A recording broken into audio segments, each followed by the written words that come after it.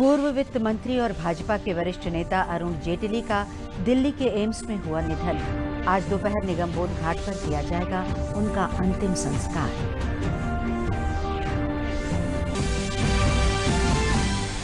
अरुण जेटली के निधन के बाद देश में है शोक की लहर। राष्ट्रपति, गृहमंत्री, मुख्यमंत्री योगी आदित्यनाथ समेत तमाम गणमान्य लोगों ने उनके निवास पर जाकर उन्हें अर्पित की अपनी श्रद्धांजलि। प्रधानमंत्री नरेंद्र मोदी 2 दिन की यात्रा पर कल पहुंचे बहरीन। आज बहरीन में 200 साल पुराने श्रीनाथ जी श्री कृष्ण मंदिर के जीर्णोद्धार परियोजना का करेंगे शुभारंभ।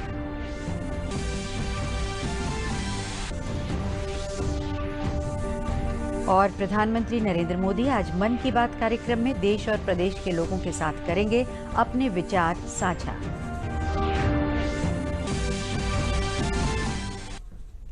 नमस्कार, मैं हूं अर्चना सतीश। अब समाचार विस्तार से। सबसे बड़ी और दुखद खबर, लंबी बीमारी के बाद देश के पूर्व वित्त मंत्री और बीजेपी के कद्दावर नेताओं में से एक अरुण जेटली का निधन हो गया है। उन्होंने दिल्ली के एम्स में दोपहर 12:07 पर कल अंतिम सांस ली। वो 66 वर्ष के थे। आज दिल्ली के निगमबोध घाट में उनका अंतिम संस्कार किया जाएगा। इसके पूर्व उनका पार्थिव शरीर उनके निवास स्थान से पार्टी कार्यालय ले जाया गया है। उन्हें 2 सप्ताह पहले सांस लेने में तकलीफ होने के कारण एम्स में भर्ती कराया गया था। बीजेपी के कद्दावर नेता के निधन से राजनीतिक गलियारे में शोक की लहर दौड़ गई। राष्ट्रपति, उपराष्ट्रपति, प्रधानमंत्री सहित विभिन्न पार्टी के नेताओं ने उनके निधन पर शोक व्यक्त किया। जेटली के निधन की खबर सुनने के बाद गृहमंत्री अमित शाह ने अपने हैदराबाद दौरे को बीच में ही खत्म कर दिया और दिल्ली लौट आए।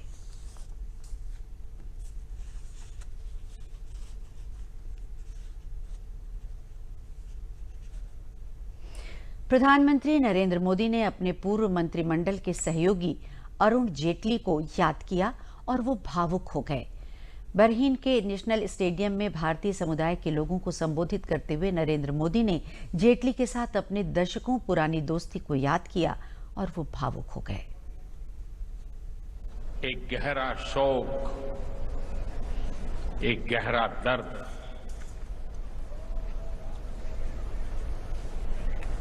मैं दबाए करके आपके बीच खड़ा हूं।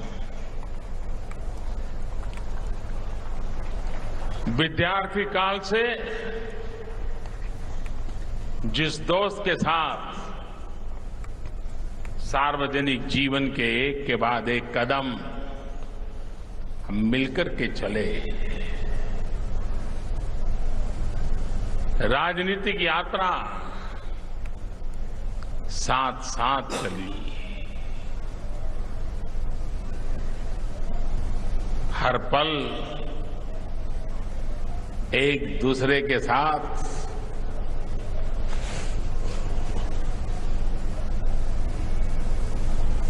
जुड़े रहना, साथ मिलकर के जूझते रहना, सपनों को सजाना, सपनों को निभाना,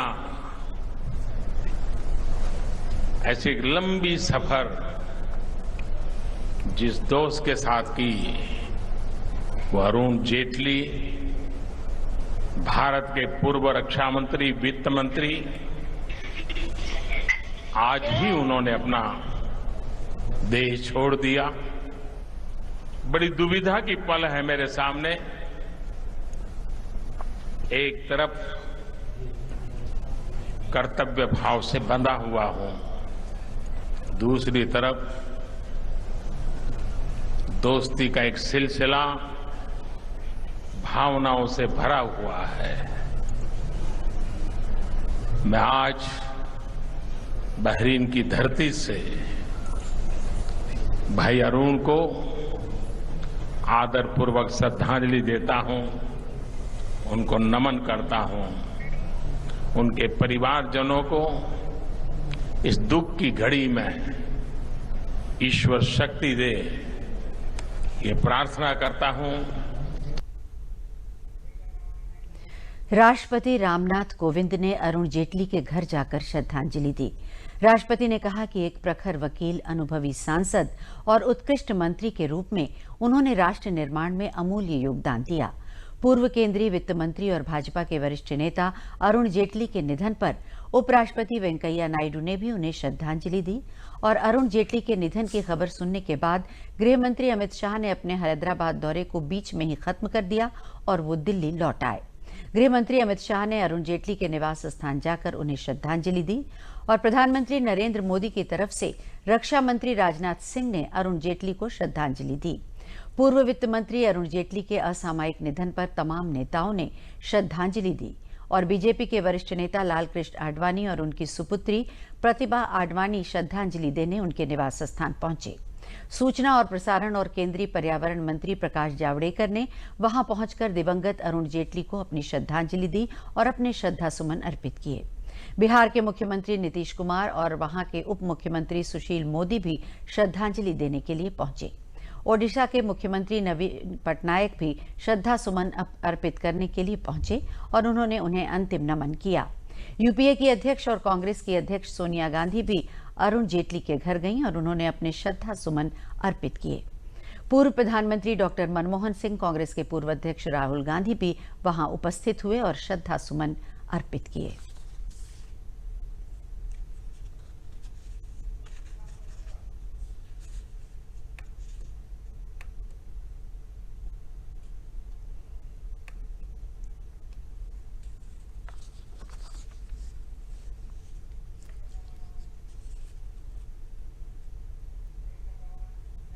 प्रदेश के मुख्यमंत्री योगी आदित्यनाथ ने पूर्व वित्त मंत्री अरुण जेटली के निधन पर गहरा शोक व्यक्त किया है।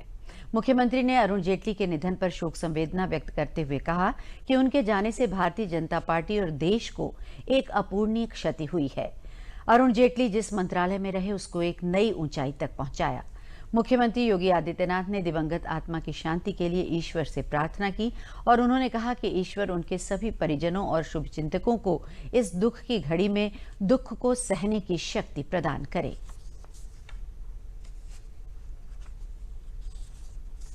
भारतीय जनता पार्टी के वरिष्ठ नेता, पूर्व वित्त, रक्षा और कानून मंत्रालय के साथ साथ भारत सरकार के अनेक मंत्रालयों का जिन्होंने बड़ी कुशलतापूर्वक नेतृत्व देकर के एक नई ऊंचाइयों तक पहुंचाया था, ऐसे अरुण जी आज हमारे बीच में नहीं रहे।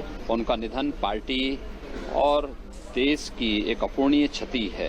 वे उत्कृष्ट वक्ता थे, संसदीय प्रणाली के अद्भुत जानकार, एक उद्भट कानूनवेता भी थे। जो भी चुनौती पार्टी ने उन्हें दी, संगठन में, सरकार में, बड़ी कुशलतापूर्वक उन्होंने उसका निर्वहन किया। एक लंबी बीमारी के बाद उनका जाना सचमुच पार्टी और देश की अपूरणीय क्षति है। मैं दिवंगत आत्मा की शांति की कामना करता हूं। ईश्वर से शोक संतप्त परिजनों, माननीय जेटली जी के जो मित्र हैं, शुभचिंतक गण हैं, उन सबको इस दुख को सहने की क्षमता दें, संबल दें, इस बात की प्रार्थना करता हूं। पूर्व वित्त मंत्री अरुण जेटली के असामयिक निधन से देश में शोक की लहर है। भाजपा सहित विभिन्न दलों के नेताओं ने उनके निधन पर शोक व्यक्त किया है। हमने 40 साल से अधिक समय काम किया था, विद्यार्थी परिषद के समय से। जितनी उनकी बौद्धिक प्रतिभा थी, जितनी उनमें क्षमता थी, बड़े वकील थे, बड़े सांसद थे, योग्य मंत्री थे और हमारी पार्टी के वरिष्ठ नेता थे। तो हम बहुत दुखी हैं। ईश्वर उनकी आत्मा को शांति प्रदान करे और मेरे लिए तो एक प्रकार से व्यक्तिगत लॉस है। और अब बात प्रधानमंत्री की विदेश यात्राओं की। Not only a colleague, he was our mentor, he was our guide, and to me personally, he was much more than I can describe in words. Cared for us, for his juniors, and as far as Jammu and Kashmir is concerned, he'd been looking after the state for a number of years. And what a providential coincidence that the last blog he wrote was on the abrogation of Article 370. Best brain in the country,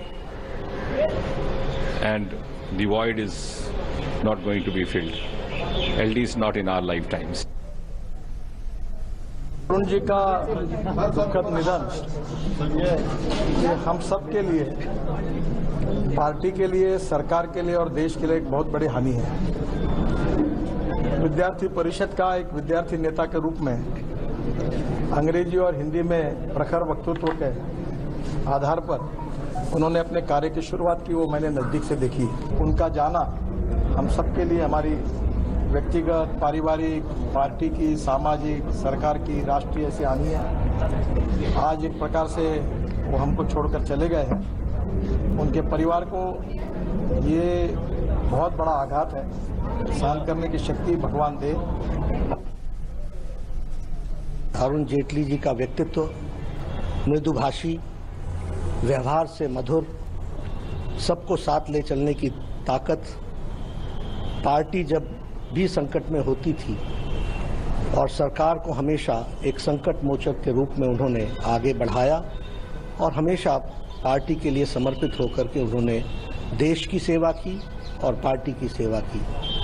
उनके मृदु व्यवहार के कारण आज उनके बहुत से दोस्त जो विभिन्न पार्टियों में हैं वह भी शोकाकुल हैं। और हम जानते हैं उनका व्यक्तित्व, उनका बौद्धिक स्तर और जिस बौद्धिक स्तर के दृष्टि से उन्होंने जो पार्लियामेंट में और सरकार में देश को दिया है और देश के लिए कंट्रीब्यूट किया है, देश सदा सदा उन्हें याद रखेगा। A symbol of honest politics and outstanding human being is no more with us today. It's a great personal loss for me, for my family. It's a tragedy that will take years and years to fill.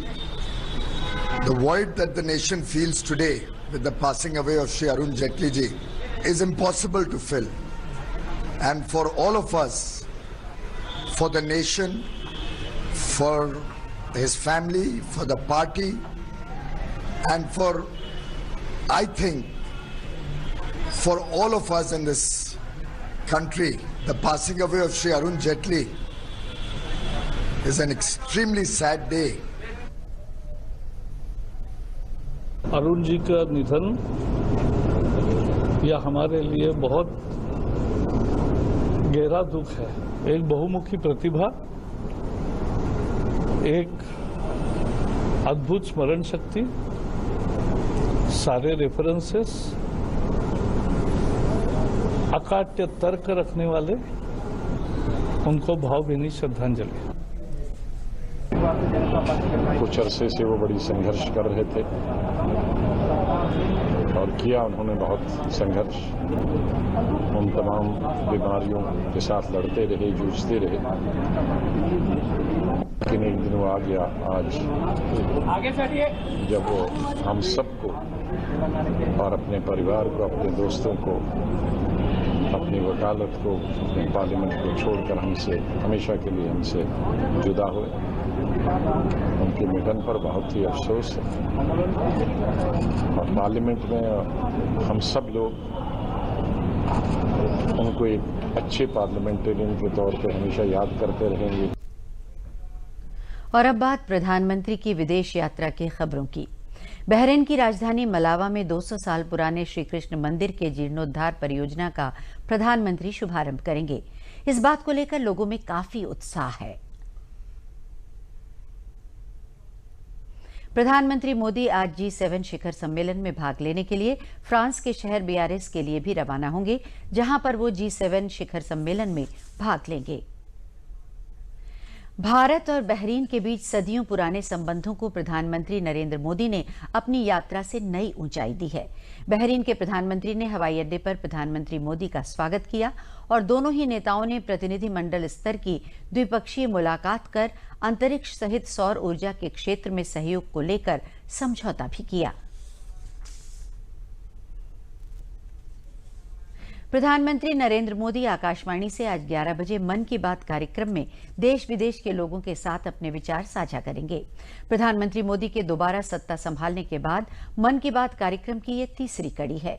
ये कार्यक्रम आकाशवाणी और दूरदर्शन के समूचे network पर प्रसारित किया जाएगा।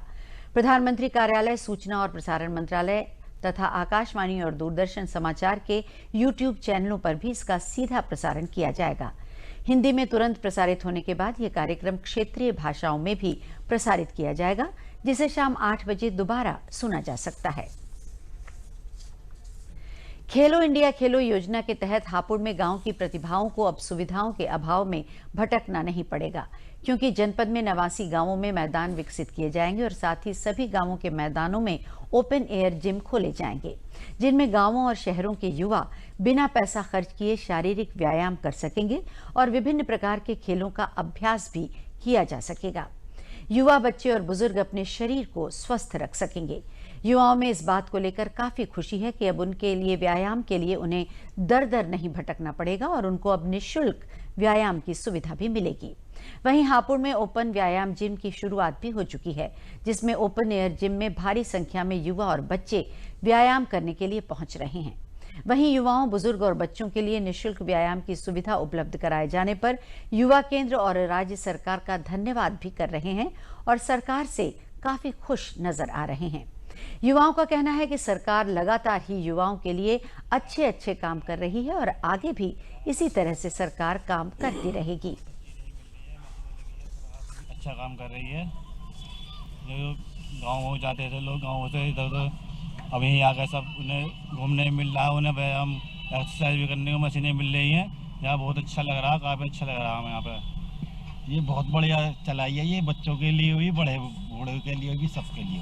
बहुत अच्छा लग रहा है कि सरकार हमारे लिए इतनी सजग है और हम भी इसके प्रति, हर बंदा आ रहा है यहाँ पे एक्सरसाइज कर रहा है। गाँवों में जो घूम रहे हैं उससे एक्सरसाइज बच रही है, समय बच रहा है, और जो जगह जगह पैसे खर्च करने पड़ते हैं उनसे बचाव हो रहा है।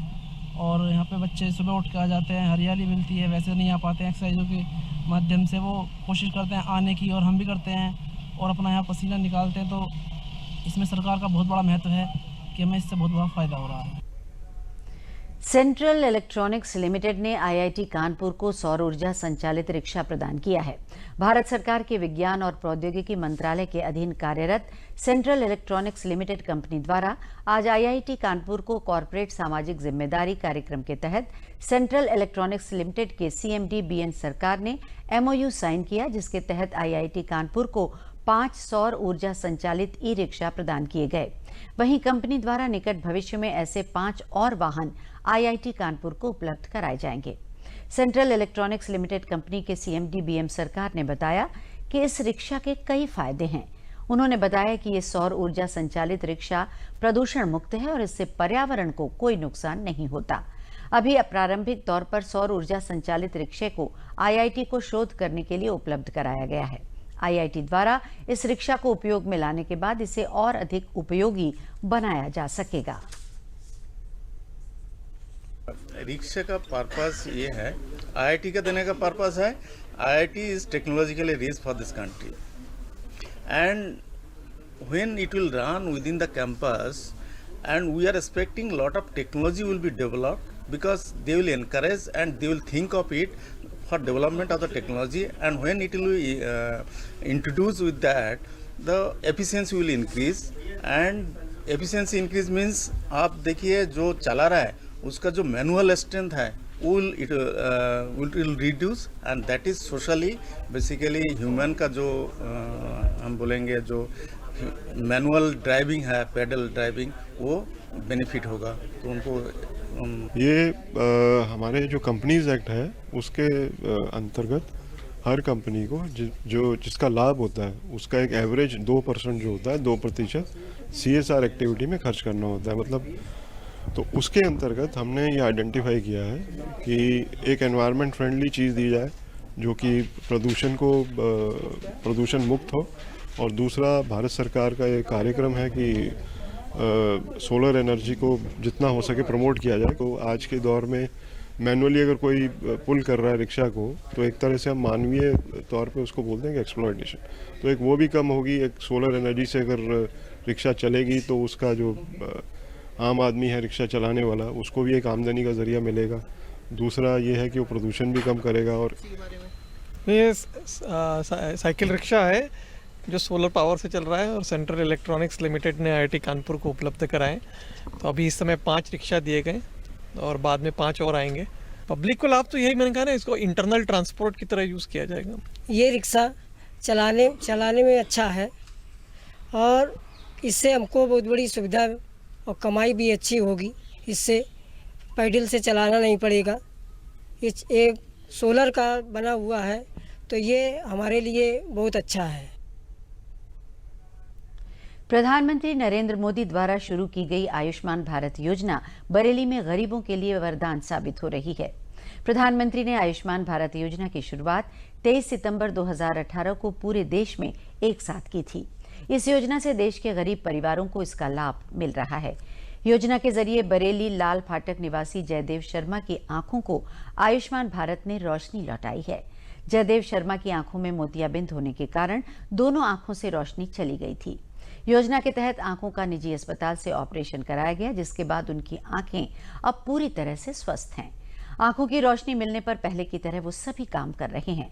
लाभ प्राप्त करने वाले जयदेव शर्मा प्रधानमंत्री की आयुष्मान भारत योजना के तहत ऑपरेशन के बाद अब पूरी तरह से स्वस्थ हैं। प्रधानमंत्री आयुष्मान भारत योजना के अंतर्गत जिले में 93 सूचीबद्ध सरकारी एवं निजी अस्पताल पंजीकृत हैं, जिसमें सभी लोग इलाज करा सकते हैं। योजना के तहत इलाज पूरी तरह निःशुल्क है। जिले में अब तक 14,000 के करीब लाभार्थियों को योजना का लाभ मिल चुका है। दिखाई नहीं देता था और बहुत परेशानी होती थी, तो मैं डॉक्टर साहब से मिला था कपिल अग्रवाल के यहाँ, तो उन्होंने कहा कि आपका ऑपरेशन हो जाएगा। और इसके बाद मैंने कहा कि भाई कितना खर्चा आएगा, तो बोले लगभग 40,000 आएगा। तो मैंने कहा भाई मैं तो इतना नहीं कर पाऊँगा। तो मुझे जो है उन्होंने सलाह दी कि आयुष्मान कार्ड है आपके पास। मैंने कहा है, तो बोले वो ले आइए, आपका जो है बिल्कुल फ्री में सब काम हो जाएगा। तो मैं लेकर के गया, तो उन्होंने जो है मैं उसी के आधार पे मेरा जो है ऑपरेशन किया। अब मैं बिल्कुल सही हूँ, मेरी आंखें दूर तक का मैं खूब सही देखता हूँ, कोई परेशानी नहीं। मेरे पिताजी को दोनों आँखों में मोतियाबिंद था और उसका जो ऑपरेशन हुआ उसमें काफ़ी खर्चा आ रहा था, वो हम अफोर्ड नहीं कर पा रहे थे। लेकिन प्रधानमंत्री की जो योजना है आयुष्मान योजना, उसके अंतर्गत उनकी दोनों आँखों का ऑपरेशन हो गया। अब बिल्कुल स्वस्थ हैं और दोनों आँखों से सही से देख पाते हैं। उनका इलाज ये आयुष्मान कार्ड की योजना चली थी, उसी के निपरान से शुरू हुआ है। तो अब मोतियाबिंद का ऑपरेशन हो गया, अब उन्हें सही दिखता आएगा, अब कोई परेशानी नहीं है। आयुष्मान भारत प्रधानमंत्री जन आरोग्य योजना सफलतापूर्वक जनपद में संचालित है। 13,432 लाभार्थी अभी तक इस योजना के अंतर्गत अपना उपचार करा चुके हैं। ये उत्तर प्रदेश में सर्वाधिक है और हमें ये गौरव प्राप्त है कि वर्तमान में हम प्रदेश में लाभार्थियों की संख्या की दृष्टि से प्रथम स्थान पर है। रामपुर में मोदी सरकार का स्वच्छ भारत स्वस्थ भारत का सपना पूरा करने के लिए जिलाधिकारी आंजनेय कुमार सिंह ने सफाई अभियान छेड़कर नालों की सफाई के लिए फावड़ा चलाया। लोगों में सफाई अभियान के प्रति जागरूक करने की नीयत से जिलाधिकारी रामपुर ने झाड़ू लेकर भी सड़क पर सफाई अभियान चलाया, ताकि इससे लोगों में स्वच्छता अभियान के प्रति जागरूकता पैदा हो। जिलाधिकारी ने कहा कि नालों का जलस्तर निकासी चेक होने से आगे नहीं बढ़ रहा है। इसका सिंपल कारण यह है कि नालियों से लेकर नालों तक में पॉलीथीन समा जाती है, जिससे आगे जल अवरोध होकर सड़कों पर बहने लगता है। इससे पानी सड़ने लगता है और आसपास रिहायशी इलाकों में भीषण गंभीर बीमारी होने का खतरा बढ़ जाता है। आज हमने स्वच्छ भारत स्वस्थ भारत की तर्ज पर खुद भी सफाई अभियान में भागीदारी निभाई है, ताकि लोगों में भी इस सफाई अभियान के प्रति जागरूकता उत्पन्न हो सके।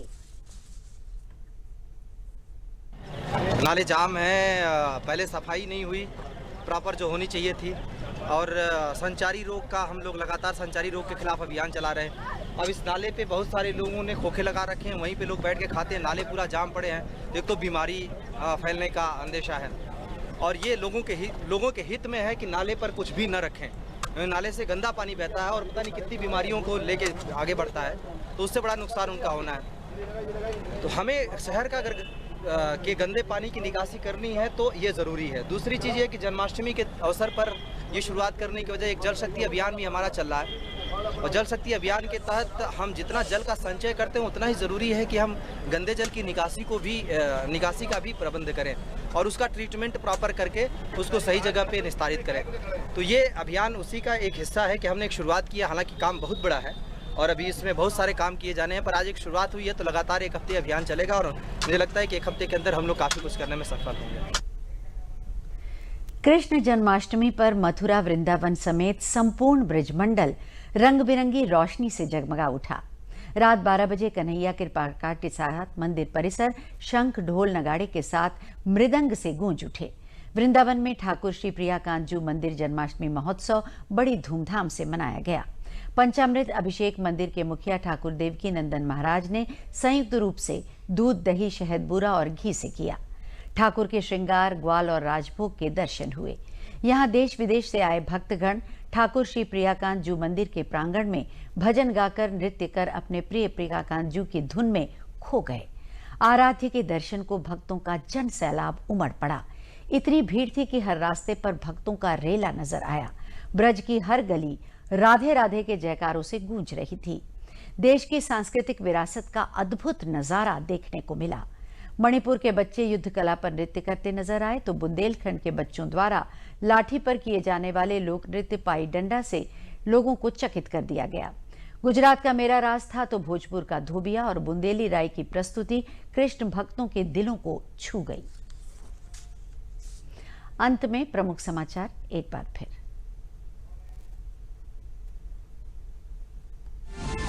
पूर्व वित्त मंत्री और भाजपा के वरिष्ठ नेता अरुण जेटली का दिल्ली के एम्स में हुआ निधन। आज दोपहर निगम बोध घाट पर किया जाएगा उनका अंतिम संस्कार।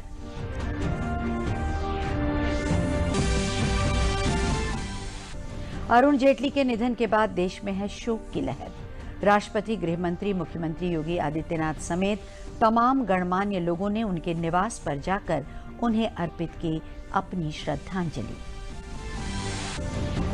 प्रधानमंत्री नरेंद्र मोदी 2 दिन की यात्रा पर कल पहुंचे बहरीन।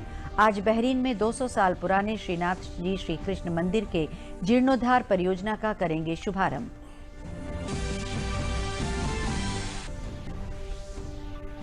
और प्रधानमंत्री नरेंद्र मोदी आज मन की बात कार्यक्रम में देश और प्रदेश के लोगों के साथ करेंगे अपने विचार साझा।